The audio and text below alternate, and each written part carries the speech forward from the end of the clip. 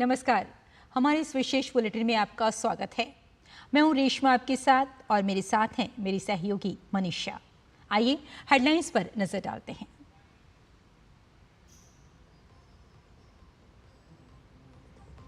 दिल्ली में शराब नीति घोटाले में केजरीवाल की याचिका पर हुई सुनवाई। सीबीआई की गिरफ्तारी को चुनौती देने वाली याचिका पर हाई कोर्ट ने फैसला सुरक्षित रखा। 29 जुलाई को होगी मामले की अगली सुनवाई। उत्तर प्रदेश में उपचुनाव को लेकर भाजपा ने कसी कमर। मुख्यमंत्री योगी आदित्यनाथ ने की प्रभारी मंत्रियों के साथ बैठक। मंत्रियों को उनके प्रभारी क्षेत्र में हफ्ते में 2 दिन रात्रि विश्राम के निर्देश। बूथ को मजबूत करने पर फोकस।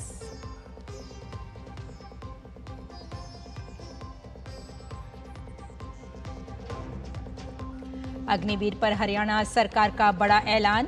हरियाणा में अग्निवीरों को सरकारी नौकरी में मिलेगा आरक्षण। अग्निवीरों को constable, mining guard, forest guard की भर्ती में आरक्षण। जेल वार्डन और एसपीओ की सीधी भर्ती में 10% आरक्षण भी मिलेगा।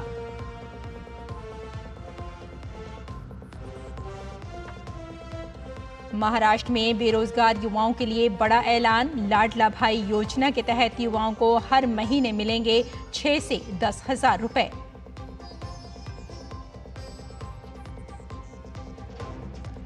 श्री राम मंदिर की सुरक्षा परखने के लिए आज अयोध्या में एनएसजी के कमांडो। शहर की सुरक्षा व्यवस्था की भी होगी समीक्षा।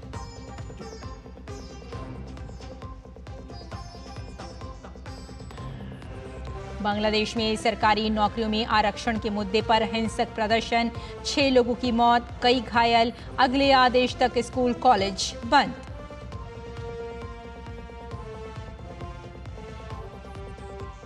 और पेरिस ओलंपिक के लिए आईओए ने जारी की खिलाड़ियों की सूची। 117 खिलाड़ियों और सहयोगियों स्टाफ के 140 सदस्यों की सूची जारी। सर्वाधिक 29 खिलाड़ी एथलेटिक्स में।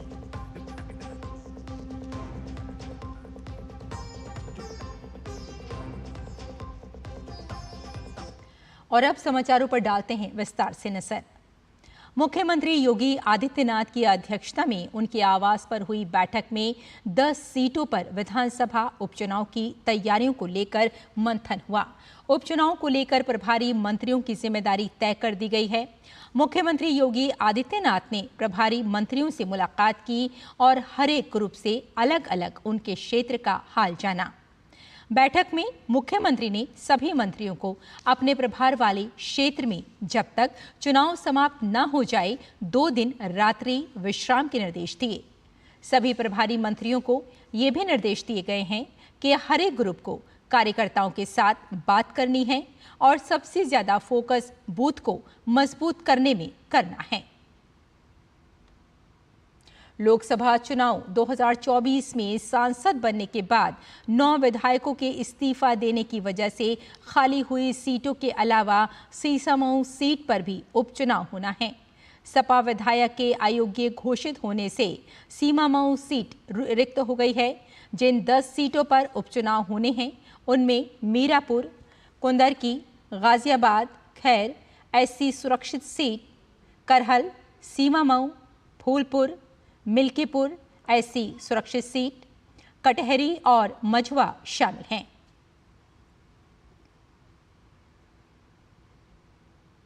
और आइए आपको बताते हैं कि उत्तर प्रदेश विधानसभा उपचुनाव में किन मंत्रियों को किस विधानसभा सीट की जिम्मेदारी मिली है। मीरापुर विधानसभा सीट के लिए प्रभारी मंत्री कैबिनेट अनिल कुमार, प्रभारी राज्य मंत्री सोमेंद्र तोमर, केपी मलिक। कुंदरकी विधानसभा सीट के लिए प्रभारी मंत्री कैबिनेट धर्मपाल सिंह, प्रभारी राज्य मंत्री जेपीएस राठौर, जसवंत सैनी, गुलाब देवी। गाजियाबाद विधानसभा सीट के लिए प्रभारी मंत्री कैबिनेट सुनील शर्मा, प्रभारी राज्य मंत्री ब्रजेश सिंह, कपिल देव अग्रवाल।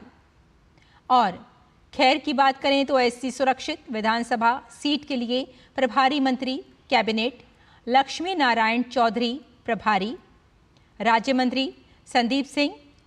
करहल विधानसभा सीट के लिए प्रभारी मंत्री कैबिनेट जयवीर सिंह, योगेंद्र उपाध्याय प्रभारी राज्य मंत्री, अजीत पाल सिंह सीमा मऊ विधानसभा सीट के लिए प्रभारी मंत्री कैबिनेट, सुरेश खन्ना प्रभारी राज्य मंत्री, नितिन अग्रवाल फूलपुर विधानसभा सीट के लिए प्रभारी मंत्री कैबिनेट, राकेश संचान प्रभारी राज्य मंत्री, दयाशंकर सिंह मिल्कीपुर एससी सुरक्षित विधानसभा सीट के लिए प्रभारी मंत्री कैबिनेट, सूर्य प्रताप शाही प्रभारी राज्य मंत्री, मयंकेश्वर सिंह, गिरीश यादव, सतीश शर्मा कटहरी विधानसभा सीट के लिए प्रभारी मंत्री कैबिनेट, स्वतंत्र देव सिंह, संजय निषाद प्रभारी राज्य मंत्री, दयाशंकर मिश्र और मझवा विधानसभा सीट के लिए प्रभारी मंत्री कैबिनेट, अनिल राजभर, आशीष पटेल प्रभारी राज्य मंत्री, रविंद्र जायसवाल, रामकेश निषाद।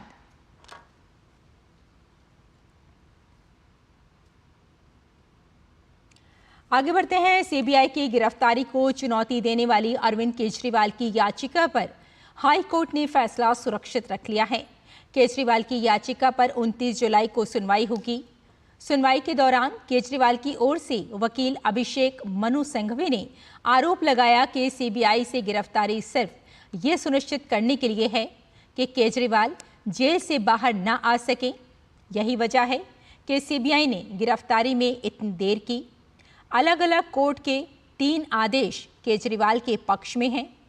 सिंघवी ने कहा कि जून में रिहाई और फिर आत्मसमर्पण से साफ है कि केजरीवाल जमानत के ट्रिपल टेस्ट पर खरे उतरते हैं।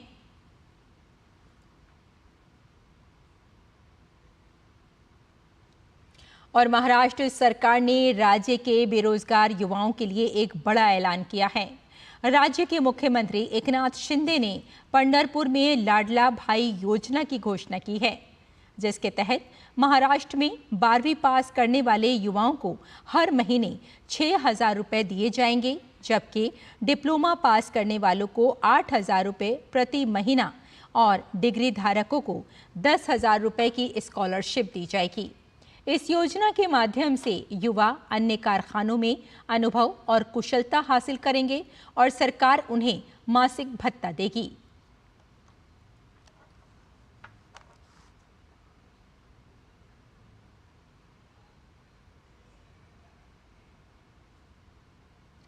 हरियाणा की बीजेपी सरकार ने अग्निवीर योजना को लेकर बड़ा ऐलान किया है।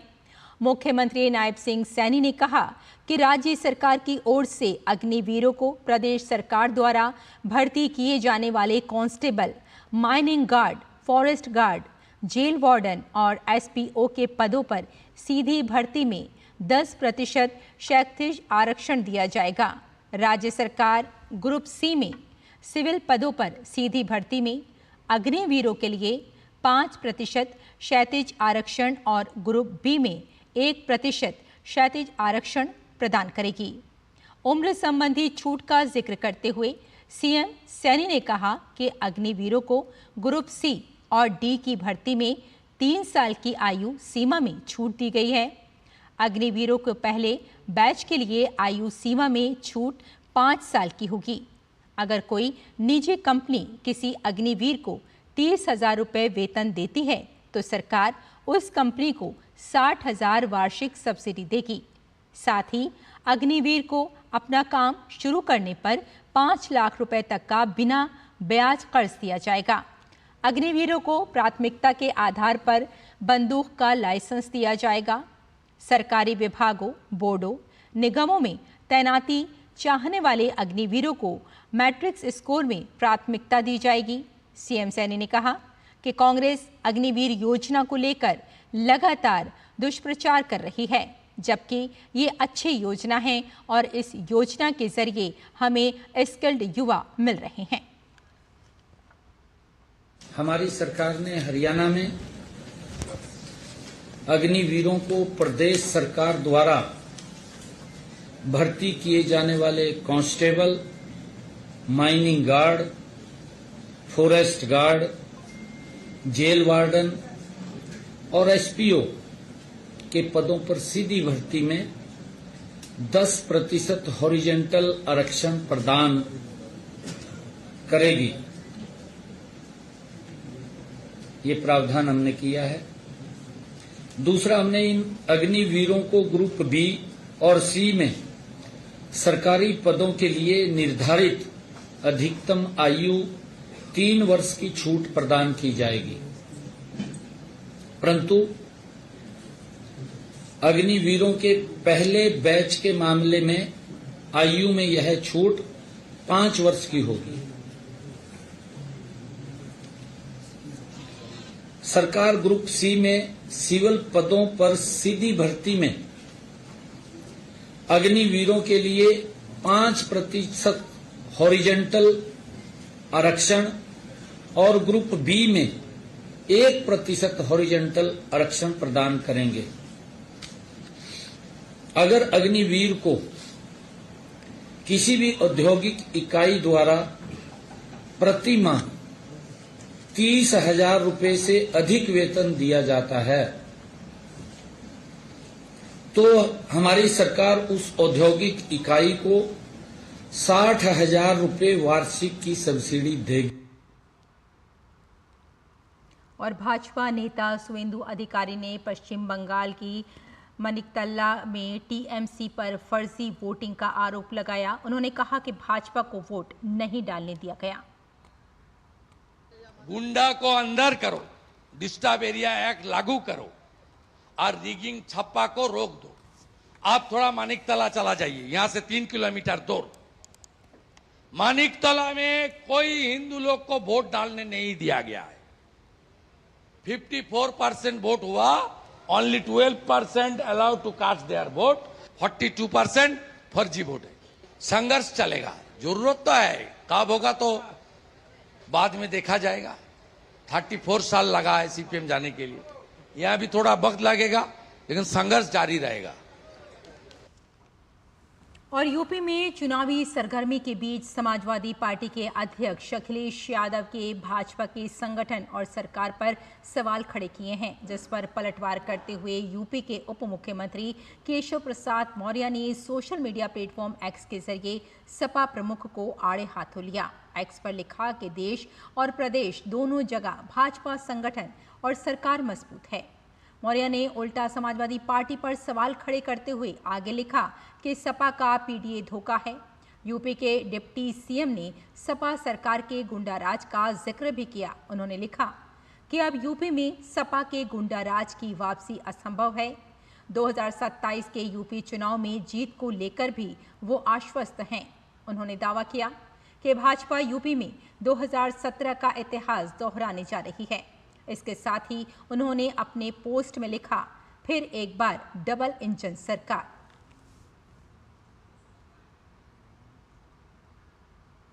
और अब खबर कर्नाटक से, जहां सरकार का एक फैसला सुर्खियों में है।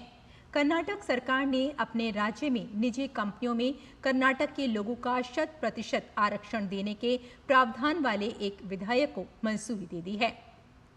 ये प्रावधान ग्रुप सी और डी के पदों के लिए है।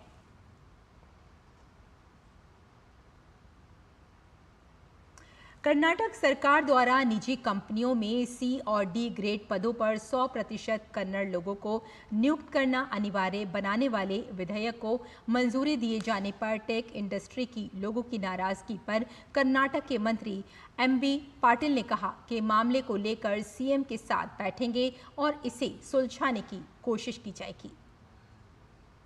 I have seen Kiran Majumdar, Shaws and Mohandas Pais and many more people also have the apprehensions as regarding this Karnataka's job, this one quota into the industries. So there has been a little confusion. One, the Karnatakas in Karnataka, their interests are paramount. They should get the jobs. It's paramount. राष्ट्रीय बाल अधिकार संरक्षण आयोग के अध्यक्ष प्रियंक कानूनगो ने कहा कि संविधान में देश के सभी बच्चों के अधिकार समान हैं और इसमें धर्म या दूसरे आधार पर भेदभाव नहीं किया जा सकता। प्रियंक कानूनगो से बात की हमारे संवाददाता अजीत द्विवेदी ने। बाल विवाह को लेकर रिपोर्ट जारी की गई है। हमारे साथ बात करने के लिए राष्ट्रीय बाल अधिकार संरक्षण आयोग के अध्यक्ष प्रियंक कानून जी हैं। प्रियंक जी, क्या रहा रिपोर्ट में, क्या फाइंडिंग्स आई हैं और किस तरीके से रिपोर्ट जो है वो आगे आएगी? देखिए, एनजीओ के माध्यम से जो सर्वे किए गए और जो केसेस के बारे में जांच की गई, रिपोर्ट आज हमको सौंपी गई है, उससे ये स्पष्ट होता है कि बीते दिनों कानून के प्रभावी क्रियान्वयन के लिए जिन राज्यों में एफआईआर दर्ज करना शुरू की गई, वहाँ से बहुत ही सकारात्मक परिणाम मिले हैं। जिस प्रकार ये सेक्युलर एक्ट है, तो सेक्युलर भावना के साथ ही इसका क्रियान्वयन होना चाहिए। राज्य सरकारों को अपीजमेंट छोड़ करके सभी धर्म के बच्चों के ऊपर पीसीएमए एक्ट का संरक्षण प्रदान करना चाहिए। अभी आयोग क्या समस्याएं फेस कर रहा है चाइल्ड मैरिज को रोकने के लिए, और जिस तरीके से हाई कोर्ट का फैसला आया था, फिर आप लोगों ने सुप्रीम कोर्ट में उसको चैलेंज किया था, तो उसमें आया कि उसको नजीर ना बनाया जाए, तो इसको किस तरह आप आगे ले जाएंगे? देखिए, पंजाब हरियाणा हाई कोर्ट का एक फैसला था जिसमें एक बच्ची की शादी को केवल इसलिए जायज़ बता दिया गया था क्योंकि वो मुसलमान थी। मुसलमान होना किसी बच्चे के शोषण का रास्ता नहीं खोल सकता। हम लोग सुप्रीम कोर्ट इस मामले को लेके गए थे। सुप्रीम कोर्ट ने हमारे पक्ष में निर्णय दिया और ये कहा कि इस तरीके के मामलों को नज़ीर बना के अन्य आदेश ना दिए जाएं। तो मैं बड़ा साफ कर देना चाहूँगा, धार्मिक आधार पर बच्चों का यौन शोषण आयोग बर्दाश्त नहीं करेगा। दूसरा, कई राज्यों में प्रोसिक्यूशन को लेके एफआईआर दर्ज करने को लेके हीले हवाले किए जाते हैं। आवश्यकता है वहाँ सुधार करने की। ऐसे कौन से राज्य हैं जहां पर ज़्यादा समस्याएं हैं और यहां पर मामले दर्ज नहीं होते हैं, और ऐसे कौन से राज्य जो अच्छा काम कर रहे हैं? देखिए, पश्चिम बंगाल में हमको ये देखने में आया कि मामले दर्ज नहीं हो रहे हैं। चाइल्ड मैरिजेस के आंकड़ों में अंतर हमको दिया जाता है। बिहार में भी हमको ऐसा देखने को मिलता है कि प्रोसिक्यूशन की स्थिति को ठीक करना चाहिए। राजस्थान में भी प्रोसिक्यूशन की स्थिति को ठीक करने की आवश्यकता है। झारखंड में चाइल्ड मैरिज के नाम पे एब्डक्शन, किडनैपिंग, ट्रैफिकिंग, ये सब भारी मात्रा में हो रहा है। इस सब को कंट्रोल किए जाने की बेहद आवश्यकता है। आगे आयोग की क्या रणनीति होगी चाइल्ड मैरिज को रोकने के लिए और बच्चों के अधिकार को सुनिश्चित करने के लिए? देखिए, प्रतिवर्ष आयोग देश के सभी जिलों के साथ समीक्षा करता है, पीसीएमए एक्ट के प्रावधानों के क्रियान्वयन की स्थिति को जांचता है। इस साल की वो एक्सरसाइज हमारी पूरी हो चुकी है। अगले कुछ दिनों में हम उसकी रिपोर्ट प्रकाशित करेंगे। ये हमारे साथ प्रियंक कानूनगो, जो कि बाल अधिकार संरक्षण आयोग के अध्यक्ष, उनका कहना है कि रिपोर्ट में जो फाइंडिंग आई है उससे जाहिर होता है कि आसाम में जिस तरीके से मामले दर्ज हुए हैं चाइल्ड मैरिज को लेकर, उससे बहुत बड़ी गिरावट आई है वहाँ पर। कैमरामैन प्रमोद के साथ अजीत द्विवेदी, डीडी न्यूज, दिल्ली। और विदेश मंत्री डॉक्टर एस जयशंकर मॉरिशस के दौरे पर हैं। इस दौरान विदेश मंत्री ने मॉरिशस के पूर्व प्रधानमंत्री नवीन रामगुलाम, पूर्व प्रधानमंत्री पॉल बेरांजे, विपक्ष के नेता डॉक्टर अरवी बुलेल और सोशल डेमोक्रेट पार्टी के नेता जावियर लुक ड्यूवा से मुलाकात की। उन्होंने सभी नेताओं से मिलकर खुशी जाहिर की। साथ ही भारत और मॉरिशस के संबंधों को मजबूत बनाने पर जोर दिया गया। इस मुलाकात के दौरान वैश्विक मुद्दों, द्विपक्षीय साझेदारी और हिंद महासागर क्षेत्र की समृद्धि और कल्याण पर विचार विमर्श किया गया। छत्तीसगढ़ के सीएम विष्णुदेव साय और डिप्टी सीएम विजय शर्मा दिल्ली के दौरे पर हैं। इस दौरान उन्होंने आज केंद्रीय रेल मंत्री अश्वनी वैष्णव से शिष्टाचार भेंट की। विष्णुदेव साय ने कहा कि राज्य में रेलवे का कवरेज कम है। पीएम मोदी के तीसरी बार सत्ता में आने के बाद हमें बड़ी उम्मीदें हैं।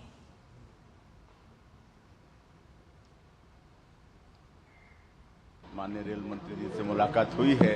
हमारा छत्तीसगढ़ प्रदेश में रेल का कवर कम है, लेकिन अब बहुत उम्मीद है। आदरणीय नरेंद्र मोदी जी की तीसरी बार प्रधानमंत्री बनने पर अभी बहुत सार्थक चर्चा हुई है और डीपीआर वगैरह बन रहे हैं। आने वाले समय में कई नए रेल लाइन का निर्माण हमारे छत्तीसगढ़ में होने वाला है। आने वाले समय में रेलवे के सेक्टर में बहुत काम छत्तीसगढ़ में बढ़ने वाला है। साथ ही छत्तीसगढ़ के सीएम विष्णुदेव साय और डिप्टी सीएम विजय शर्मा ने केंद्रीय खेल मंत्री मनसुख मंडाविया के दिल्ली स्थित उनके आवास पर जाकर मुलाकात की।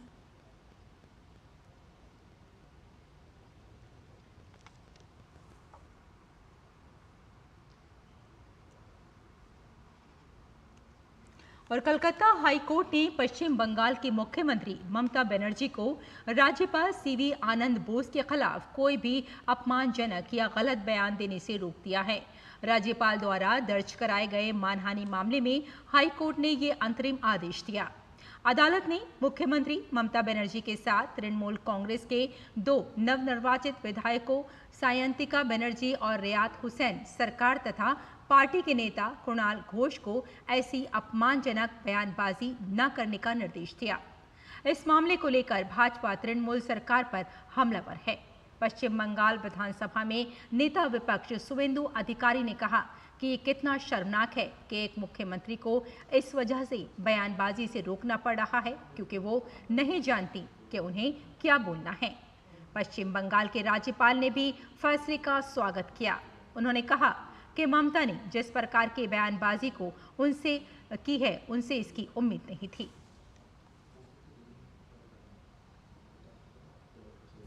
I welcome the judgment. The remarks that she made about me were not expected at all from her. Violence is growing in this state. I'm depressed that in some cases violence is supported or initiated by the government. This is a very disturbing trend. Because of this growing violence, which has got the backing of government, people feel suppressed, oppressed and depressed. This cannot continue like this. Bengal deserves peace and harmony. और गुवाहाटी के क्षेत्रीय मौसम विज्ञान केंद्र ने असम में बाढ़ की स्थिति को लेकर जानकारी दी। मौसम विभाग के अनुसार अगले 2 दिनों तक क्षेत्र में बारिश की संभावना नहीं है, जिससे स्थिति में तेजी से सुधार होने की उम्मीद है। इस बीच असम राज्य आपदा प्रबंधन प्राधिकरण की रिपोर्ट में कहा गया है कि बाढ़ से पीड़ित लोगों की संख्या घटकर लगभग 4 लाख हो गई है, जबकि धेमाजी से एक और मौत की सूचना मिली है। इसके अलावा बाढ़ग्रस्त जिलों की संख्या घटकर 16 रह गई। हालांकि कुछ प्रभावित जिले कछार, गोलाघाट, गोलपारा, नौगांव हैं, जिसमें बाढ़ से राहत में फिलहाल राहत नहीं है। बाढ़ की स्थिति में राज्य के 122 राहत शिविरों में 15,000 कैदी शरण ले रहे हैं।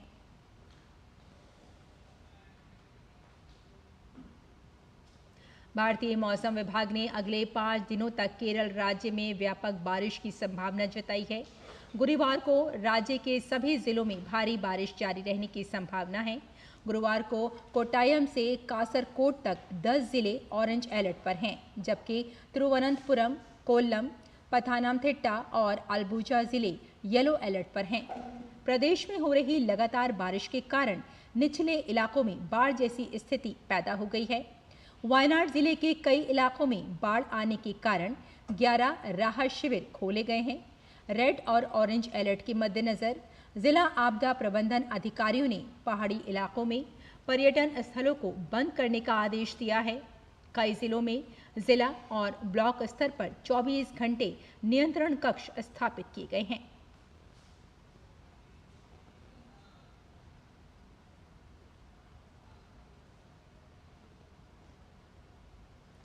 झारखंड में कुछ महीने में विधानसभा चुनाव होना है, जिसे लेकर झारखंड भाजपा सह प्रभारी और असम मुख्यमंत्री हेमंत बिस्वा शर्मा ने डीडी न्यूज से खास बातचीत में राज्य में बांग्लादेश से हो रही घुसपैठ और बढ़ते भ्रष्टाचार पर चिंता जाहिर की। वे आगामी चुनाव में भाजपा की जीत को लेकर आश्वस्त नजर आए।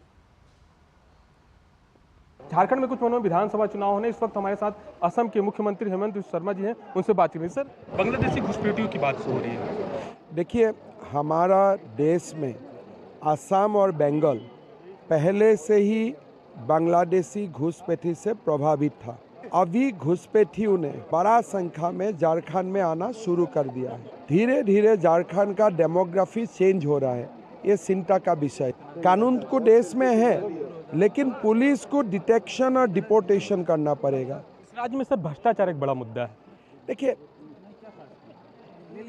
ये एक प्रदेश है जिस प्रदेश का राज्यसभा का सांसद का घर से 300 करोड़ रुपया का बरामद होता है, मंत्री का घर से 35 करोड़ रुपया का बरामद होता है, छोटे मोटे संख्या का बाद में तो मैं बोलता ही नहीं हूँ। तो यही एक बड़ा प्रमाण है कि झारखंड में भ्रष्टाचार कैंसर जैसा बीमारी जैसा हो चुका है। ईडी के लोग कह रहे हैं कि जहाँ जहाँ जाते हैं वहाँ ईडी सीबीआई को भेज दिया जाता है। देखिए, ईडी और सीबीआई को अपना काम करना चाहिए। संस्था अगर दुर्बल हो जाएगा तो फायदा किसका होगा? करप्ट लोगों का ही तो होगा। अगर कल ईडी सीबीआई देश में नहीं होगा तो भ्रष्टाचार कहाँ तक जाएगा, एक बार आप खुद ही सोच लीजिए। ये थे असम के मुख्यमंत्री हेमंत बिस्वा शर्मा जो डीडी न्यूज से बात कर रहे थे। अपने कैमरा सहयोगी विकास के साथ सोमेश पटेल, डीडी न्यूज, रांची, झारखंड। तो हमारे इस विशेष बुलेटिन में फिलहाल इतना ही। मुझे और मेरी सहयोगी मनीषा को यहीं अनुमति दें। नमस्कार।